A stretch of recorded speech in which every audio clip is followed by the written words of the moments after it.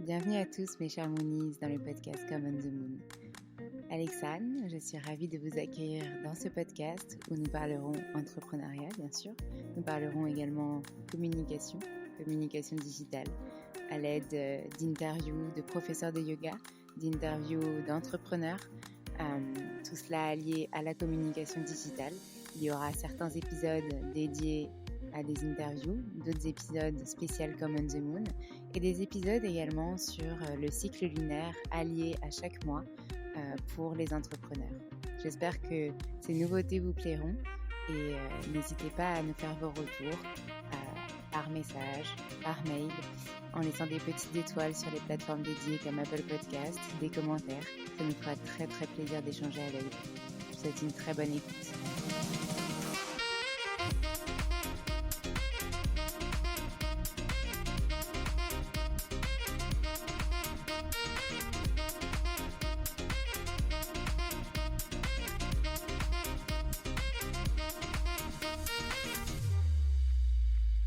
Je me rends compte que j'ai ouvert l'espace et j'ai cette sensation presque surréelle qui est que je ressens finalement ce que les autres ressentent. Ils sont bien et moi je suis bien et on est là, on flotte un peu tous et je me dis ouais d'accord, je peux pas juste garder ça pour moi et c'est un petit peu cet instant, ce qu'on appelle un defining moment en anglais, un moment d'où partent les choses qui a fait que j'ai continué à être prof.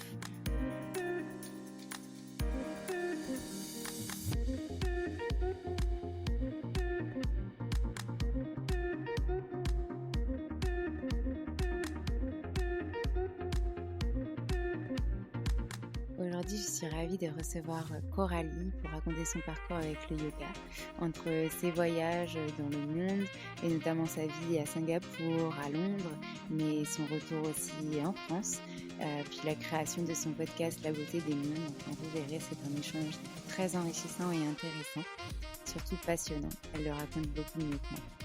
Bonne écoute.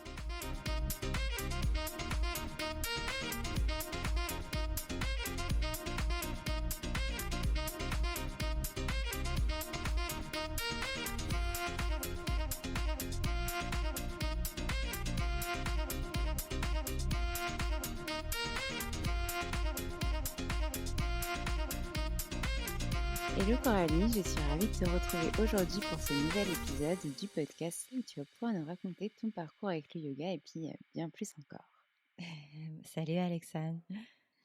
Alors, on va commencer avec la première question que je pose à tout le monde. Quand est-ce que tu as rencontré le yoga pour la première fois et comment ça s'est passé ? Alors j'ai rencontré le yoga pour la première fois en 2010. J'étais à Singapour. Comme beaucoup de personnes, ma rencontre avec le yoga s'est passée un petit peu par hasard. Je venais d'arriver à Singapour et une de mes collègues me dit écoute, si tu viens faire un mois d'essai au studio de yoga, je vais avoir un sac de sport gratuit. Je dis bon ok. Singapour, il fait très chaud. Moi, je faisais plutôt des sports dehors. J'ai très vite déchanté au départ parce qu'évidemment, on peut pas courir dehors tout de suite. Il faut un petit temps d'adaptation. Donc, me voilà partie pour mes séances d'essai et elle qui repart avec son sac de sport. Et là où j'étais, en tout cas dans ce studio, c'était un truc hyper traditionnel. Donc, j'arrive à ma première séance. C'était que des hommes qui venaient d'Inde, bien sûr, qui faisaient les classes. Et le gars annonce Kapalabhati. Il se met à genoux, il s'assied. Il commence à taper dans ses mains en faisant... Voilà, ça, c'était mon premier yoga. Je me disais, waouh, mais je suis où là ? Et bon, donc je regarde autour de moi, tu vois, je fais comme tout le monde, forcément. Et derrière, il enchaîne les pauses en sanskrit, en comptant en sanskrit. C'était une séance de hatha, mais il faisait tout en sanskrit. Et je me disais, ah ouais, d'accord. Donc, ma première séance, ça a été assez particulier. J'étais un peu comme un petit lapin dans les phares de la voiture. J'ai regardé partout, mais qu'est-ce que je fais là ? Tu comprenais pas trop. Et puis j'ai trouvé ça sympa et puis j'ai continué. Donc moi, j'ai eu un yoga assez traditionnel, assez authentique au départ, qui était très, très loin de ce que j'ai vu par la suite dans les studios de Londres où j'ai pratiqué quand je suis revenue en Mmh. Europe. Et au final, j'ai appris le yoga de manière, je vais dire, comme là-bas, quoi, où on n'avait pas toute cette couche western qu'on peut mettre ici chez nous. C'était vraiment dans le silence. Voilà les pauses. Et puis, bah, tu respires et tu fais ta pause. Et derrière, bien sûr, le studio où j'allais était en bas de mon boulot. Donc, j'ai commencé à y aller plus souvent, en particulier le midi. Et c'est un petit peu comme ça que tout a commencé avec le yoga pour moi. OK, et qu'est-ce que tu faisais du coup comme travail en parallèle? Alors moi, à Singapour, j'étais dans la finance. Mmh. Je m'occupais de faire ce qu'on appelle le deal clearance. Donc en fait, quand Mmh. les traders passent des deals, parfois, et donc ils ont une enveloppe, c'est assez technique. Ils ont une enveloppe, ils peuvent aller jusqu'à un certain montant. Quand ils sont au-delà du montant, ils appelaient des gens comme moi qui leur disaient OK, tu prends trop de risques, on ne le fait pas, ou alors OK, ça marche, on fait. OK, super, et du coup, qu'est-ce qui t'a donné envie d'aller plus loin avec le yoga après et d'en faire, ton travail à temps plein et de quitter justement ce monde de la finance? Enfin, je suppose que ça a été plus long que ça, mais tu vas justement tout nous raconter en détail. Ouais, c'est vrai qu'il y a à peu près 8-10 ans entre les deux choses. D'accord. Donc bah, moi j'allais le yoga le midi, à vrai dire, hein, parce que quand on bosse à Singapour, déjà, on bosse beaucoup et surtout, bah, on travaille principalement avec l'Europe, les États-Unis, donc la journée de travail est assez décalée. On commence vers 10 heures le matin, on finit beaucoup plus tard le soir et donc à midi, il y a une longue pause et j'allais faire mon yoga et puis j'y suis allée une fois par semaine, puis 2, puis 3, puis tous les midis et c'est devenu, voilà, partie de ma routine. Évidemment, il s'est passé aussi beaucoup de choses à titre personnel, on va dire, hein, dans mon propre chemin. Et au départ, c'était assez inconscient. Et donc, bah, quand la vie a fait qu'on est retourné à Londres, j'ai continué évidemment le yoga. Ça faisait partie de ma routine. Donc, j'ai continué à y aller tous les Mmh. midis. Et peu à peu, le yoga est vraiment entré dans ma vie, mais vraiment par la petite porte, hein, de manière très douce finalement. Et une fois à Londres, j'étais à nouveau dans un job, toujours, dans la finance, donc très, très loin d'être prof de yoga. J'ai continué à développer ma pratique. Là, pour le coup, Londres, c'était une plateforme géniale parce que tous les professeurs venaient. Donc dans les studios où je pratiquais régulièrement, bah, il y avait toujours un workshop au moins une fois par mois avec, Sridhar Mitra, avec Anna Forrest, avec Dylan Werner, tous ces gars-là. Et donc, j'ai pu continuer à développer ma pratique et puis à aller plus loin et puis à vraiment comprendre ce que le yoga voulait dire en termes de soins thérapeutiques presque. Euh, Mmh. et de là, bah, de fil en aiguille, je me suis dit, bah tiens, ma pratique commence à être assez solide, pourquoi je ne ferais pas une formation de prof de yoga, mais pour moi, je voulais vraiment voir l'envers du décor, je voulais essayer de comprendre ce qu'il y avait derrière le cours que je consommais.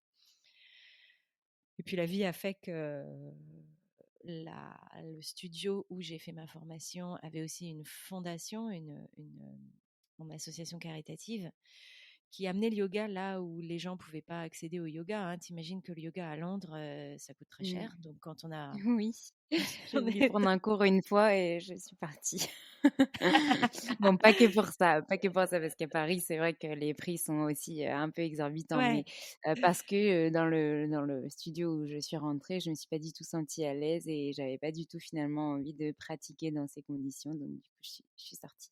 Mais bon, c'était dans un quartier spécifique, voilà, c'était pas, peut-être, en plein cœur, non, c'était pas en plein cœur de Londres, mais voilà. Ah, c'était où, je peux demander? Parce que je crois que je les ai tous fait les studios à Londres, alors je connais C'était forcément.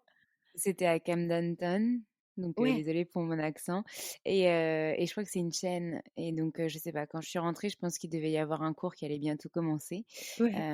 et du coup, j'ai pas du tout été accueillie, personne m'a dit bonjour, enfin, alors que pourtant le lieu était un peu cosy et tout, mais je sais pas, je me suis pas sentie du tout à l'aise et comme je voyais rentrer plein de gens, je me suis dit: «On va se retrouver à 40 dans le cours» et j'avais pas du tout, un état d'esprit où j'avais envie d'être, à 40 dans un cours à ce moment-là. Du coup, je suis repartie et je me suis dit: «Bah, c'est pas grave, je ferai mon petit yoga dans ma chambre d'hôtel en rentrant». Ouais, le yoga à Londres, évidemment, c'est l'usine. Il y a pas d'autre, C'est ça. d'autre mot. Je te raconterai une anecdote, d'ailleurs, sur mon premier cours de yoga en tant que prof. Donc moi, j'en suis à faire ma formation Oui. et il y a l'association caritative et de fil en aiguille, ben, on me demande, 1 cours, 2 cours. Puis je trouve ça sympa, je pars du principe aussi de dévotion bien sûr, hein, j'ai Mmh. quelque chose, je partage avec les autres. Donc je me retrouve, un petit peu de fil en aiguille à donner, des cours pour cette association caritative à tout un public qui est pas du tout le public que toi tu as pu rencontrer dans le cours de yoga où tu n'es pas allé, où tu les as peut-être vus Oui. au début. Hem et j'ai eu des moments géniaux, j'ai vraiment eu des instants, suspendus de voir ce que j'étais capable de créer, quelque chose pour eux, que j'avais moi-même vécu en tant qu'élève. Et puis le Brexit arrive, hem, Oh purée. à ce moment-là, je jonglais, hein, entre toujours ce job, Mmh. dans la City à Londres qui avait évolué, j'étais en train à ce moment-là, de faire du conseil, toujours pour une grande banque à Londres, cette fois-ci directement pour le comité de direction, donc un job, assez intense qui, Mmh. on va dire, coche toutes les cases, du point de vue matériel. Oui. Donc beaucoup d'argent, beaucoup de pouvoir, beaucoup d'exposition et donc j'étais tiraillée entre certains jours où j'avais, tout mon gratte-ciel dans la city, des gens hyper influents et derrière tu vas au restaurant, tu regardes même pas la note, tu t'en fous. Et puis le lendemain, bah, je me retrouvais dans un endroit, crado avec des femmes, qui parlaient à peine anglais, tatouées sur le Mmh. visage. Elles venaient d'Érythrée et elles trouvaient ça génial de leur faire des pauses. Elles comprenaient rien, mais c'était la bonne humeur, c'était sympa. Et à ces instants-là, je me disais: «Mmh, il y a un truc qui cloche, il va falloir choisir Ouais. ton chemin». Donc le Brexit arrive. À ce moment-là, j'avais décidé de prendre 6 mois pour faire le point parce que j'étais vraiment, polarisée entre, ces 2 expériences qui avaient rien à voir l'une avec l'autre et donc je décide de prendre ces 6 mois. Entre-temps, je me rends compte que monter un business, quel que soit le business, j'avais un peu encore, l'idée des voyages yoga, heu bah, va être presque impossible, hein. Ça va devenir juste, anglo-anglais et moi je suis française/européenne donc ça allait être très vite compliqué et donc Mmh. à l'issue de ces quelques mois, avec mon conjoint, on décide de rentrer en France. On se pose au moins pour l'été. Donc tout ça, c'est 2019 et Mmh. puis, l'été passe et puis on se dit qu'on n'est pas si mal, qu'on va encore prendre quelques mois. Derrière, c'est la pandémie. Donc bah, forcément, on reste où on est. Et à partir de la pandémie, je donne des cours en ligne un peu comme, tout le monde, hein. Ici, on est dans le sud de la France, à 1 heure de Toulouse. C'est une région un peu enclavée et puis de fil en aiguille, les gens ont commencé à me demander de plus en plus de cours, hein, jusqu'à maintenant où où je me retrouve, prof à plein temps. Donc c'est quelque chose qui se fait vraiment un peu malgré moi, je vais dire, hein, mais comme beaucoup de chemins, intuitif de la vie. Tu comprends l'histoire une fois que tu as un peu de recul dessus. Sur le coup, tu vois pas trop ce qui est en train de se passer. Mmh, c'est hyper, riche en fait ce que tu nous racontes parce que comme tu dis, tu es passée d'une vie, extrêmement intense avec, bah, voilà, beaucoup d'argent, de la facilité, et beaucoup de travail, aussi, enfin, intellectuel on va dire et dans une ville comme Londres qui est, enfin, voilà, très riche aussi, riche de par aussi la culture et cetera, hein, pas forcément, enfin, je parle pas que, de l'argent. À justement, voilà, cette confrontation à te dire: «Ben, en fait, j'ai plus mon équilibre avec, les cours de yoga que je donne et je sais plus quelle est vraiment mon essence. Donc je vais retourner à mes racines, la France». pour me retrouver moi et essayer de voir quel est mon chemin à venir. Et j'ai l'impression que finalement, ça s'est fait un peu naturellement avec les actualités du moment, c'est-à-dire le Brexit, la pandémie, et que tu as suivi finalement ton flow. Ah, c'est tout à fait ça. C'est une très jolie manière de récapituler le chemin que j'ai suivi. Le flow d'ailleurs qui n'a pas été simplement pour moi. Il faut savoir que quand j'ai pris la décision de prendre mes 6 mois, donc arrive ma dernière semaine de boulot, qui se trouve être aussi la dernière semaine de mon conjoint, qui un peu D'accord. vraiment de nulle part a réussi à négocier un départ, quelque chose qui n'était absolument pas prévu. Donc c'était vraiment, sans qu'on s'en rende compte, les étoiles qui commençaient à s'aligner peu à peu, Mmh. jusqu'à on va dire maintenant, continuer à s'aligner bien sûr, hein, mais c'est vrai que parfois dans la vie, on a je dirais un peu des bifurcations. Soit on les fait en conscience, hein. Je connais beaucoup de personnes qui ont dit au bout d'un moment, stop. Mmh. Soit on se dit, bon, je tente quelque chose sans vraiment y voir très clair, mais c'est pas grave. Là, je sais que de toute façon, là où je suis, c'est plus possible. Et, euh, et le reste se fait naturellement. Je pense que pour les personnes qui écoutent le podcast et qui songent à devenir prof de yoga ou à tout lâcher pour ça, il y a tout un process qui se fait facilement, presque. un petit peu, Mmh. l'univers qui fait sa conspiration vers nous. C'est ça. Et puis souvent, j'entends dire, et moi c'était mon cas comme toi, qu'on se forme pour nous, pour en apprendre davantage, pour monter en compétences sur nos pratiques, etc. Et puis aussi pour notre développement personnel. Et puis finalement, de fil en aiguille, pendant notre formation, on se rend compte qu'on aime partager cette discipline, qu'on aime partager toutes ces valeurs, etc. Et on devient un prof de yoga alors qu'à la base, on s'était pas du tout inscrit à cette formation pour ça. Donc, comme tu dis, c'est finalement ça vient de fil en aiguille par un équilibre qu'on trouve et qu'on a envie aussi de partager aux autres parce que, enfin, moi en tout cas, je me souviens que je m'étais dit, bah, si ça me fait du bien à moi, pourquoi ça pourrait pas aider les autres, tout simplement. Donc, j'imagine que toi, c'est un peu pareil. Oui, tout à fait. Alors, pour ma part, il y a vraiment 2 choses. Moi, j'ai eu une chance immense qui est, de pratiquer pendant 6 ans dans un des endroits au monde où il y a, presque une des plus grosses plateformes de yoga, hein. Je pense que, Mmh. Londres, c'est vraiment un endroit où il y a une offre de yoga qui est immensément riche. Il y a des super profs, hein, faut pas se leurrer, et puis il y a tous les gourous qui débarquent. Je veux Mmh. dire, chaque mois, il y en a un. Soit c'est Mmh. Shivarya, soit c'est Anna Forest, soit c'est Sri Dharma Mitra, soit c'est n'importe qui que tu puisses imaginer. Ou cette prof d'Ashtanga, je fais plus d'Ashtanga depuis quelques années, mais j'ai oublié son nom. Donc, je suis au milieu de cette richesse en termes de pratique, et je dis pratique au pluriel, hein. On peut choisir de la Iyengar, on peut choisir Ashtanga, Vinyasa, Jivamukti, tout ce que tu veux. Et en parallèle, je me dis, mais qu'est-ce qu'il y a derrière et comment il crée ces ressentis, moi j'ai été très très inspirée par Anna Forest par exemple. Je me dis mais comment elle fait en fait pour créer ce truc magique qui se passe, et c'est vraiment pour ça que je suis allée à ma formation de prof de yoga. Et puis la réalité te rattrape. Au cours de la formation, évidemment on t'enseigne et aussi que on te transmet quelque chose de sacré, quelque chose de très ancien, et que c'est un petit peu ton devoir aussi de le transmettre aux autres. Donc moi, je me disais, oui, c'est vrai que c'est un peu égoïste finalement de prendre tout ce savoir, mais de le garder que pour moi. Et puis, il y a ce moment où je fais mon tout premier cours. Donc moi, j'étais dans un studio, hein, j'ai fait une formation qui était finalement assez longue, où on avait des Mmh. immersions pendant une semaine. L'ensemble de la formation durait 3 4 mois. Et il y a ce D'accord. moment où, à la fin, eh ben, tu enseignes dans le studio. C'est un cours pour D'accord. tout le monde. Donc, tu es vraiment face aux gens du client, hein, en quelque sorte. Et Et moi, c'était, tu enseignes aux personnes de ta formation ou à d'autres des élèves qui font pas partie de la formation? t'enseignes aux personnes qui réservent un cours de Vinyasa Yoga le dimanche à D'accord. 15 heures. Donc Toute toi, ma c'était, une formation, excuse-moi, je te coupe, mais et c'était une formation de Vinyasa du coup, à Londres, c'est ça? Ouais, moi, je suis OK, formée en Power Yoga à la base. d'accord. Donc quelque chose d'assez intense.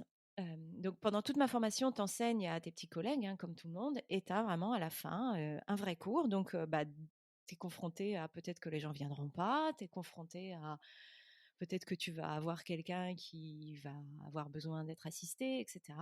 Et donc j'entre dans la salle avec un peu la pression, évidemment. Et il y a 55, il y a 55 personnes dans la salle. C'est-à-dire que je ne peux pas passer entre les tapis.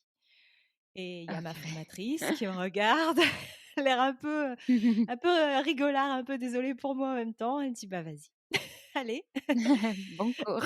good luck. C'est ça. Et, et donc, ben, le cours démarre. Et puis au bout d'une demi-heure, je me rends compte que j'ai fait c'est la toute première phrase qu'on m'a dite au cours à la formation.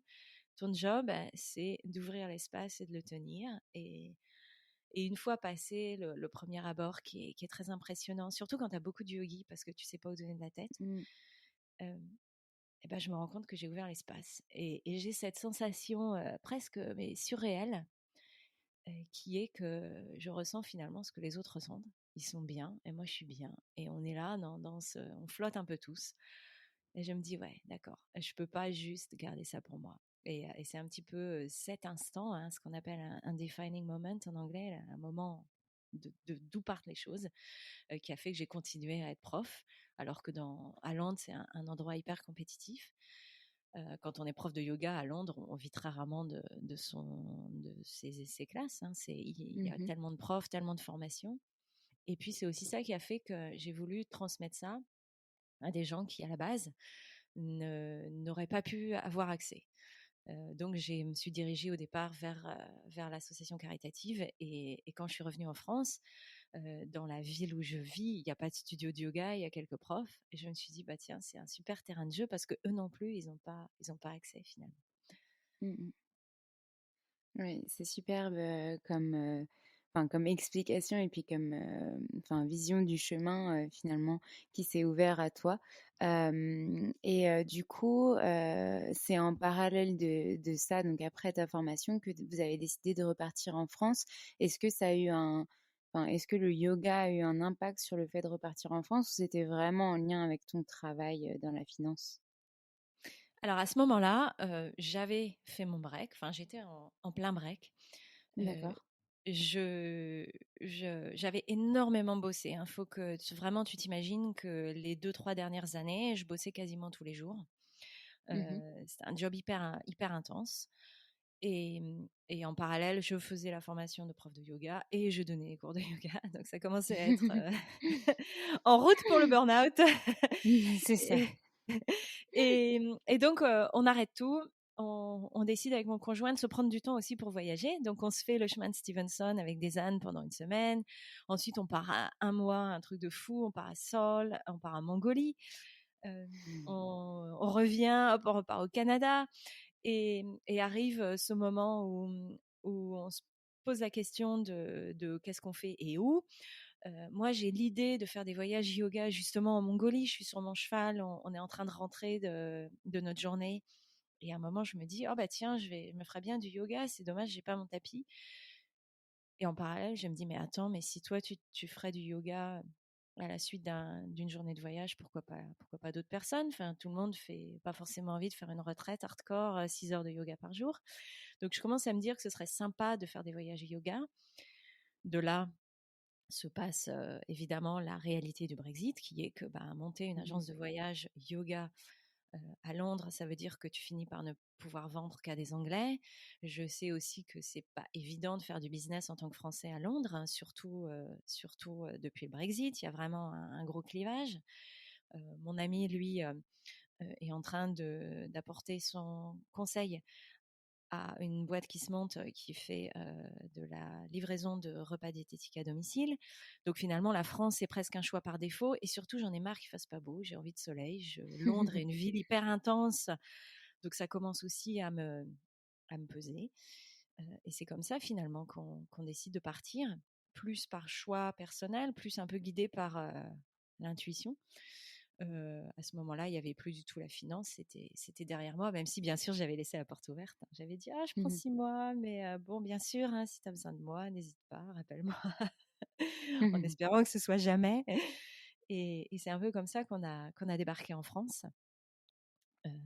Et de là, euh, pour être tout à fait honnête, mes cours de yoga, au départ, se sont faits un peu par bouche à oreille. Et puis, il y a eu de plus en plus de monde jusqu'à cette année où je suis prof à plein temps. Euh, En parallèle, évidemment, s'est lancée l'activité de voyage yoga. Tout était prêt Mhm. jusqu'à la pandémie, puisque moi j'ai eu ma licence d'agent de voyage en février Oui, 2020, un peu raté, pour faire les premiers d'accord. Ah oui, voyages. juste avant, ouais. Ouais, la synchronicité Mhm. est très jolie. Je ne sais pas si tu es familière avec le milieu du voyage. Il y a beaucoup aujourd'hui, hein, beaucoup de profs qui organisent des retraites, mais bon, en France, c'est différent parce que tu prends très peu de risques, mais une fois que tu envoies les gens à l'étranger, aux yeux de la loi, tu organises un voyage, donc tu peux pas le vendre si tu n'es pas agent de voyage. Et, et Mais donc pour j'avais moi, aussi entendu que même en tant qu'organisateur de retraite, tu n'as pas le droit de vendre en tant que prof de yoga, en tout cas des couchages, à manger, etc. Donc, ouais, enfin, il faut tout décorréler et il faut que la personne achète enfin, achète séparément la veut dire la pension complète et le mhm, couchage et achète séparément ta prestation de yoga. ouais, c'est tout à fait ça. Et donc, bah, moi, je voulais bien faire les choses parce qu'à la base, moi, je voulais faire voyager les gens. Je voulais pas leur faire des retraites sur le week-end, par exemple. Donc, pour moi, c'était important d'avoir une agence de voyage. Donc, je fais toutes les démarches, hein. C'est pénible, c'est long, ça demande un petit investissement financier. Et je pars au Costa Rica en février 2020. Je pars au festival Envision. Je ne sais pas si tu as déjà entendu parler. Non. C'est un festival de musique et de yoga dans la jungle, eco-friendly, Ok. c'est absolument canon. Et donc, j'envoie tous mes documents, tout mon bazar pour ma licence et je pars à Envision faire du yoga et m'amuser et je pars au soleil. Et donc, je me vois encore, pas de Wi-Fi hein, sur un festival dans la jungle, comme tu peux imaginer. Je me vois encore en train de squatter le seul spot de Wi-Fi du festival qui était sur une application de rencontre, donc à baratiner les gars. Oui, oui, oui, je suis venue seule, j'ai rencontré quelqu'un. Donne-moi ton code Wi-Fi.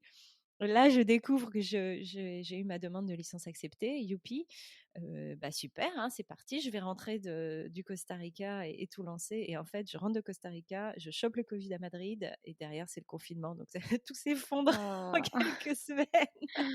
oh purée. Et donc, tout se met en pause. Bon, ça n'a pas été gravissime parce que j'ai profité de tout ce temps pour lancer mon podcast. Mais comme quoi, là, parfois, tu veux faire les choses un peu trop vite par rapport à l'univers. Et donc, tout ça va, je pense, redémarrer l'année prochaine. Mmh. Oui, c'est partie remise. Ça veut pas dire que ça se fera jamais, ça veut juste dire que, bah, à l'instant T, en février 2020, c'était pas le bon moment, et puis tu as fait d'autres choses. Donc est-ce que tu peux nous parler justement du podcast que tu as lancé qui est merveilleux et puis, bah, après de tes futurs projets éventuels? Alors, le podcast, c'est La beauté des mondes. L'histoire du podcast, elle est très simple. Je suis en confinement, premier confinement. Donc, comme tout le monde, bah, tout à coup, j'ai beaucoup de temps devant moi. Et je suis assez frustrée de ne pas voyager, hein. Le voyage, c'est vraiment quelque chose qui fait partie importante de ma vie. Moi, j'ai vécu en Égypte, par exemple. J'ai vécu à Singapour. En fait, j'ai vécu un peu partout, sauf en France, pour être honnête. Et donc, je me dis, mais mince, les gens vont pas voyager, j'avais tous ces projets, c'est dommage. Je me dis, mais attends, tu peux très bien décider de leur recréer le voyage dans leurs oreilles. Et c'est un peu comme ça qu'est née l'idée du podcast. Je décide de raconter des instants de voyage, des carnets de voyage, mais d'y ajouter ce qui a fait que ils m'ont appris quelque chose, en espérant que ça intéresse quelqu'un. Donc, par exemple, quand j'ai visité le Bhoutan, j'ai eu une grande leçon de vie par un moine tibétain bouddhiste sur le secret du bonheur, comment on fait pour être heureux. Je le raconte dans le podcast. On est resté bloqué par une tempête de neige pendant 4 jours. On avait beaucoup de temps pour parler. Et je me dis, finalement, ça peut être un moyen d'emmener les gens ailleurs et puis de leur donner quelques petites clés de pourquoi, quand on est en voyage, on arrive à réfléchir mieux sur soi, ou alors qu'est-ce que l'autre qu'on rencontre en voyage nous apprend. Et pour en faire quelque chose d'un petit peu plus joli que moi qui raconte mes souvenirs de voyage, parce qu'évidemment ça n'intéresse personne, je décide de créer une expérience immersive. Donc de faire appel à un ingé son qui va construire toute l'ambiance sonore autour de l'histoire que je raconte. Et c'est ainsi que naît La Beauté des Mondes, et la première saison, où il y a 8 épisodes, 8 pays et 8 petites leçons de vie. Et je conseille à tout le monde d'écouter ce podcast parce qu'il est vraiment merveilleux. Le montage est sublimement fait et moi qui adore voyager aussi et qui était assez frustrée pendant cette période comme toi, et ayant eu la chance de visiter la Mongolie aussi, en road trip, du coup juste avant le confinement en août 2019. C'est vrai que ça m'a replongée en fait dans ce voyage merveilleux et je sais que toi tu l'as fait, à une autre période que la mienne, donc c'était vraiment magnifique de pouvoir découvrir le pays un peu autrement et me replonger dedans et je te rejoins quand tu dis que c'est vrai que il y a eu plein de moments quand j'étais en Mongolie où j'avais envie juste de pratiquer devant la yourte, tant pis si j'avais pas de tapis et c'était vraiment juste merveilleux de découvrir cette civilisation aussi qui, finalement n'a, rien besoin de matériel pour être plus qu'heureux, et c'est ça aussi le podcast, je pense, c'est vraiment montrer les différentes cultures et le fait que nous, dans nos pays, voilà, occidentaux, on a vraiment besoin enfin, on pense qu'on a besoin de matériel et de choses pour être heureux, alors qu'en fait, être heureux peut se faire dans la simplicité totale et dans l'amour de sa famille, de ses proches, de soi-même, aussi simplement que possible. Et en tout cas, enfin, moi, ce podcast m'a vraiment bouleversée. Et d'ailleurs, c'est comme ça qu'on a commencé à échanger. Et vraiment, je t'invite à continuer parce qu'il est vraiment merveilleux. Merci. Alors, petit détail très rigolo. Moi aussi, j'étais en Mongolie en août 2019. C'était dans la vallée de l'Orkhon. On s'est croisés sans le Bah savoir. oui, c'est sûrement. Moi, j'y suis allée 2 fois. Donc, la partie que je raconte dans le podcast, c'est ce qui s'est passé ou c'est mes réflexions d'août 2019. Mais avant, j'y suis allée en 2012 ou 13, je crois, en hiver, Oui, qui c'est ça. pourrait aussi faire l'objet d'un podcast. Comment survivre à -30 dans une tente? Mmh. Qu'est-ce qu'on apprend sur soi? Mais effectivement, une des intentions de mon podcast, c'était également d'apporter un regard sur les autres. Mmh. Je pense que j'appelle ce que l'on voit tous en ce moment. Hein, il y a une énorme tendance en France à avoir peur de tout ce qui est autre et aussi tout ce qui vient pas de son propre pays. Et alors qu'on est beaucoup de ces gens, de ces personnes qui ont des mots très durs sur les gens qui sont différents d'eux, adorent voyager. Mmh. Et donc adorent se rendre dans ce genre de pays où les gens sont différents de ce qu'ils connaissent. Et je voulais aussi amener un petit peu ces leçons comme petite touche de ce qu'on apprend des autres. Alors effectivement, comme tu le dis très bien, en Mongolie, on apprend qu'on peut être heureux si on n'a rien, parce qu'ils ont franchement pas grand-chose. Mmh. Et dans d'autres pays, on apprend d'autres choses. Euh, à la Nouvelle-Orléans, moi, j'ai vraiment vu la joie de vivre Oui, de il y avait manière aussi cet épisode, c'est extraordinaire. vrai, qui m'a Ouais. replongée dans mon voyage en Nouvelle-Orléans aussi.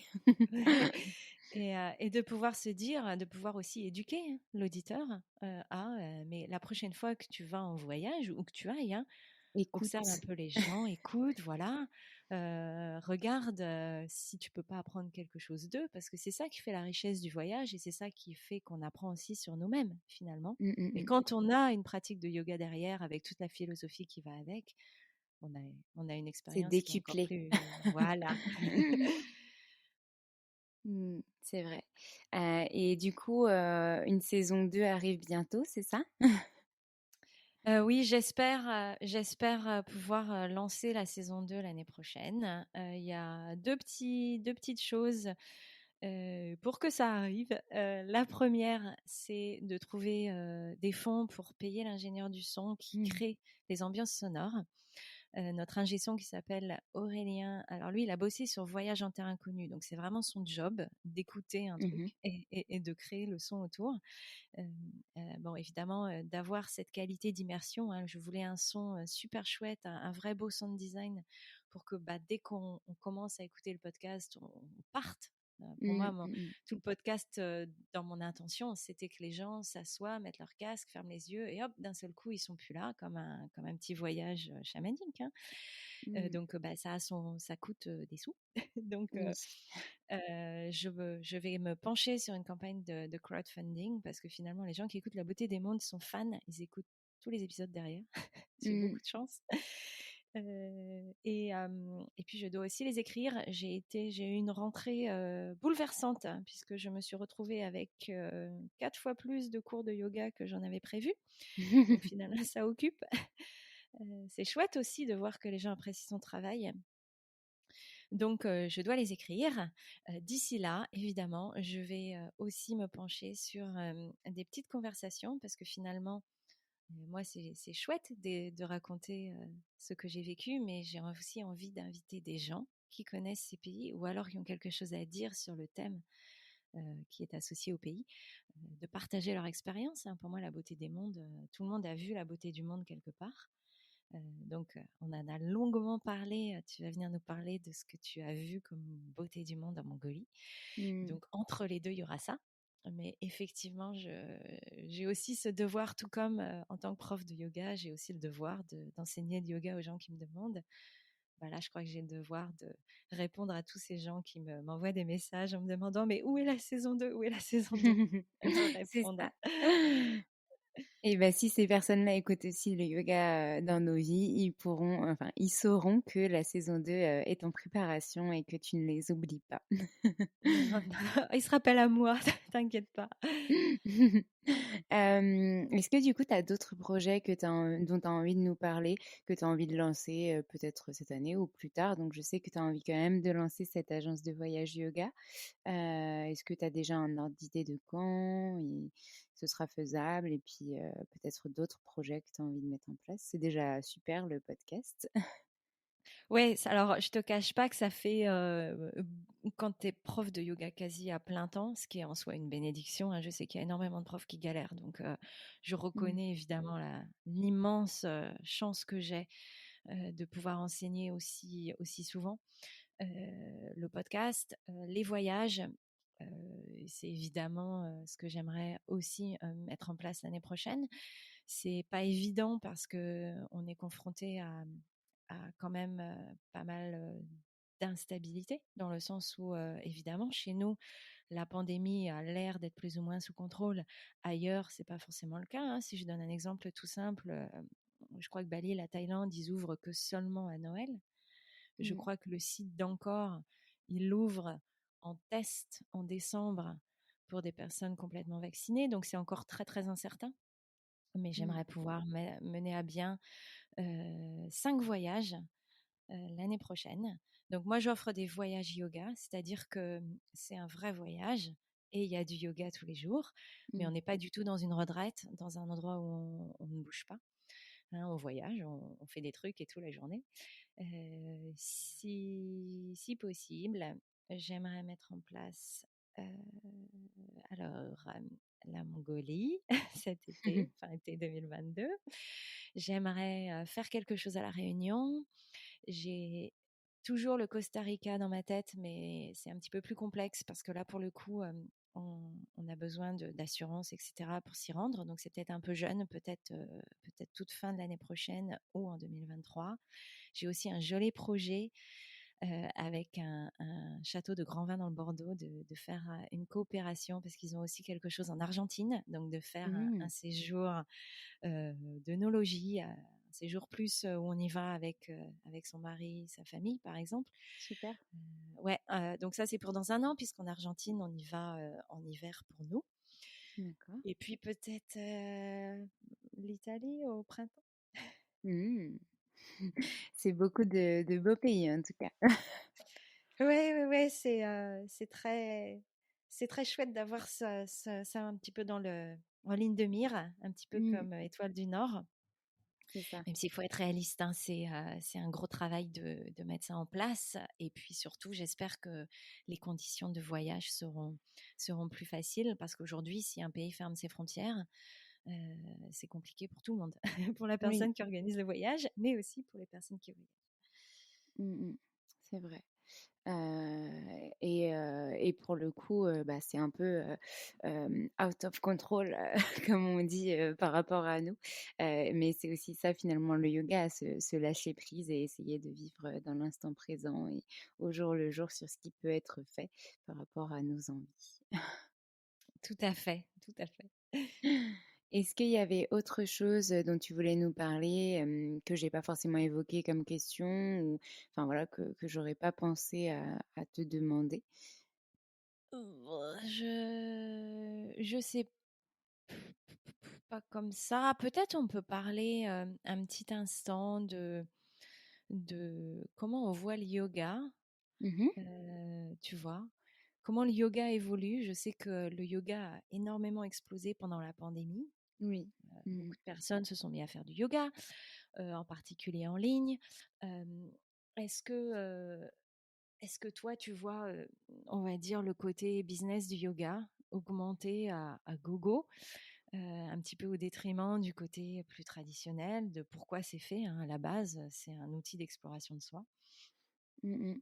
On l'a déjà, abordé avec pas mal de professeurs dans les autres épisodes et c'est vrai que c'est intéressant d'avoir votre vision à chacun, chacune, parce que, effectivement le yoga a beaucoup évolué et je pense que c'est pas seulement le yoga, c'est toutes les pratiques un peu sportives, physiques aussi, et finalement tout le monde, voilà de qui était déjà un monde de consommation, un peu fast et qui là l'est devenu aussi, potentiellement avec, des pratiques qui étaient vachement, enfin qui étaient ancestrales, qui sont plus profondes, bah, enfin voilà, comme le yoga. Et malheureusement, enfin, c'est à déplorer. Heureusement, par contre, on a encore des élèves qui ont envie de pratiquer pour eux, qui ont envie d'évoluer dans leur pratique et qui le font en suivant une régularité, etc. Donc heureusement qu'il y a encore ça. Est-ce que toi, du coup, tu as rencontré des choses qui ont changé par rapport à tes pratiques d'avant, à ton enseignement d'avant? Alors moi, comme je l'ai dit au début du podcast, hein, moi j'ai commencé de manière un peu hardcore, un peu plus authentique, je Oui. pense. Euh, Sauf si tu vas t'enfermer dans un ashram, bien sûr. Ce que j'ai toujours trouvé intéressant de mon côté, c'est donc moi j'ai débuté et j'ai eu mes premiers pas dans le yoga de manière très candide. Mmh. C'est-à-dire que tout ce monde du yoga business, il n'existait pas autour de moi puisque j'étais dans mon studio où on pratiquait sans tout ce qu'il peut y avoir aujourd'hui, le côté performance, hein, le côté il faut atteindre tel asana ou il faut progresser vers ci, vers ça, etc. Donc personnellement, évidemment, pour moi, j'ai toujours un regard assez spécial quand je vois certains étudiants qui commencent, ils font Mmh. régulièrement un mois et demi, et puis ils arrivent à la fin du cours et ils disent ah bah tiens j'ai vu ça sur Instagram, on peut pas le faire. Euh, alors comment te dire, moi pendant 3 ans. Headstand sur Shasana, ça n'existait même pas. Ouais. Donc, on m'a appris à faire d'autres poses, souvent les mêmes. Et c'est vrai que je pense qu'on a une grande responsabilité en tant que professeur de nous mettre à Mmh. niveau de nos élèves. Et quand je dis nous mettre à niveau, c'est d'un côté comme de l'autre. C'est de respecter le fait que pour certaines personnes, le yoga ou leur chemin de découverte passe par là. Bon, très Mmh. bien. Et tant mieux s'ils ont envie d'expérimenter ça, tant mieux pour eux. Mais aussi de continuer à protéger la tradition des enseignements sacrés. Et probablement à chaque cours, personnellement, c'est ce que je fais. À chaque cours, j'explique que les pauses, les asanas, c'est jamais qu'un outil pour pouvoir s'asseoir pendant 2-3 heures pour méditer. Donc, il y a aucun gain, il y a euh, aucune gloire à maîtriser certains asanas, puisque l'intérêt, c'est simplement d'avoir un corps suffisamment solide pour rester assis en lotus pendant des heures et une colonne vertébrale suffisamment alignée pour qu'on puisse respirer correctement. À la base, Mmh c'est mh juste mh. ça. C'est ça. Alors, ce qui est un tout petit poil dommage, Mais à nouveau, hein, c'est très important de respecter le parcours de chacun. C'est de voir des personnes qui ne prennent pas le temps d'explorer leur propre pratique. Personnellement, je pense que c'est quelque chose d'important de savoir qu'on ne peut enseigner que ce que l'on connaît. Et quand on a 1 an de yoga derrière soi, on a à peine touché le vernis au-dessus, quoi. Même au bout de 10 ans, on se rend compte qu'on n'y connaît rien. Et donc d'avoir des personnes très très jeunes qui ont peut-être pas aussi fait le chemin émotionnel qui va avec le yoga. Mmh. Dire bon bah allez, je fais ma formation, il faut un truc en 3 semaines, et puis bah ils arrivent avec des outils qu'ils maîtrisent pas complètement. Et ça, je trouve ça un poil dommage, même si il y a aussi des personnes qui ont la chance de trouver leur voie très vite, de comprendre très très vite là où elles doivent aller. Et donc finalement, elles font juste aller, comme tu l'as dit plus tôt, dans le flow. Et ça en fait des professeurs fantastiques en très peu de temps. Mmh. C'est vrai qu'il y a toute cette, amalgame, on va dire, je ne sais pas si c'est le bon mot, mais je suis pas sûre que ce soit que de la responsabilité de ces jeunes professeurs, en fait. C'est aussi la responsabilité, à mon avis, des formateurs qui acceptent, des professeurs et de certifier des professeurs qui ont peu d'expérience et qui sont peut-être pas encore prêts, en fait, à la suite de leur formation. Et d'un autre côté, s'ils leur laissent pas cette chance-là, ils n'auront pas l'occasion de s'épanouir et d'aller chercher à apprendre plus et à, on va dire, trouver le yoga et l'enseignement qui leur correspond. Donc, il y a un entre-deux finalement, entre les deux. Je ne sais pas trop quoi en penser et comment, quelle serait la meilleure des manières. Mais ce qui est sûr, c'est que les plus jeunes professeurs, enfin, j'en fais encore partie à mon sens, on a encore énormément à apprendre et personnellement, j'ai envie d'apprendre, de continuer à apprendre. C'est pour ça que je continue de me former. Et on est beaucoup, je pense, dans ce cas-là, même à tout âge, en tant que professeur de yoga, à vouloir continuer à se former parce que je pense que c'est un apprentissage de toute une vie.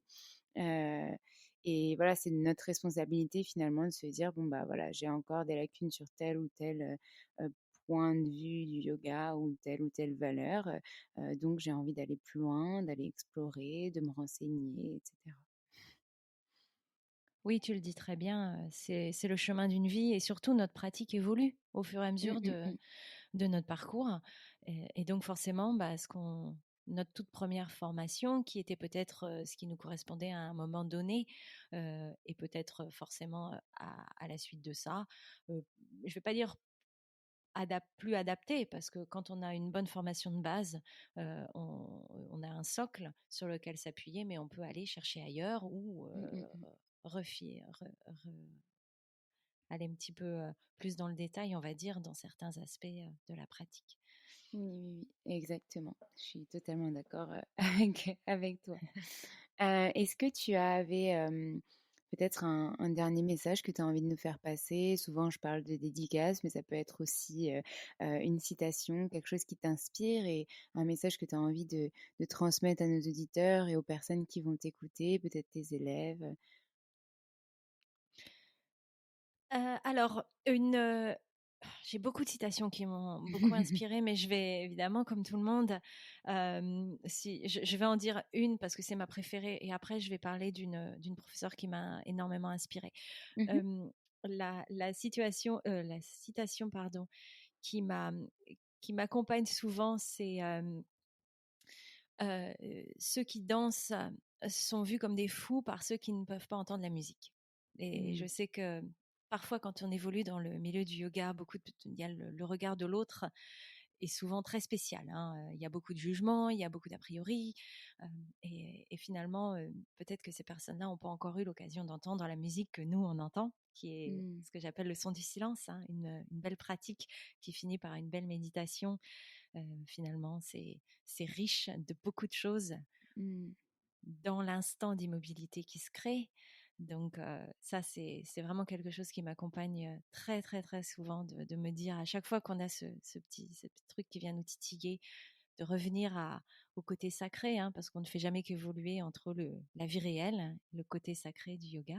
mm. Donc c'est la première citation. Et la deuxième, une citation d'Anna Forrest, hein, qui a créé le Forest Yoga, qui a inspiré beaucoup de ma propre pratique, mais de mon propre chemin.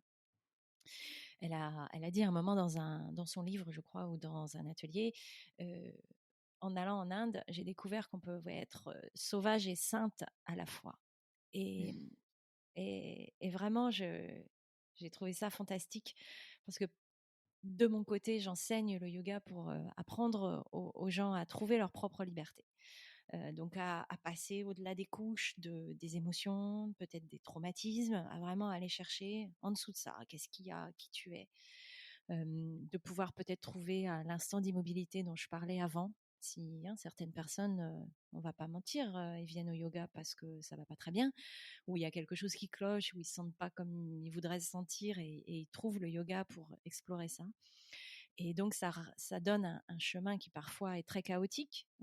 Je sais que ça peut être très violent. Je pense que tu as dû avoir ces expériences-là aussi. Quand on va chercher ces émotions ou qu'on les ressent pour la première fois, c'est quelque chose de sauvage. Et derrière, évidemment, il y a toute la dimension sacrée de ces enseignements qui existent depuis des milliers d'années. Et la finalité pour laquelle on le fait, c'est de reconnecter à la petite étincelle divine à l'intérieur. Donc, c'est vraiment ce que j'aime transmettre dans le yoga, et j'espère que je l'ai bien expliqué dans le podcast pour que les yogis qui écoutent, peut-être lors de leur prochaine pratique, se disent tiens, c'est vrai que j'ai eu un petit peu d'intensité aujourd'hui, ou même beaucoup, mais derrière, je suis allée chercher quelque chose d'un petit peu plus profond à l'intérieur de moi. C'est magnifique. J'ai pas de mots pour terminer, et je pense qu'on va terminer l'épisode sur tes belles paroles. En tout cas, je te remercie beaucoup, Coralie, pour tout ça. Je vous invite une nouvelle fois à aller écouter le podcast La beauté des mondes, parce que vous redécouvrirez encore Coralie et ses voyages. Merci pour ta confiance, merci pour tes partages, puis je te dis à très bientôt. Écoute, merci à toi de m'avoir invitée et de m'avoir laissé partager mes petites vérités. Et puis moi aussi, je te dis à très bientôt pour une petite discussion autour de la beauté des mondes. Oui, merci. Au revoir. Au revoir.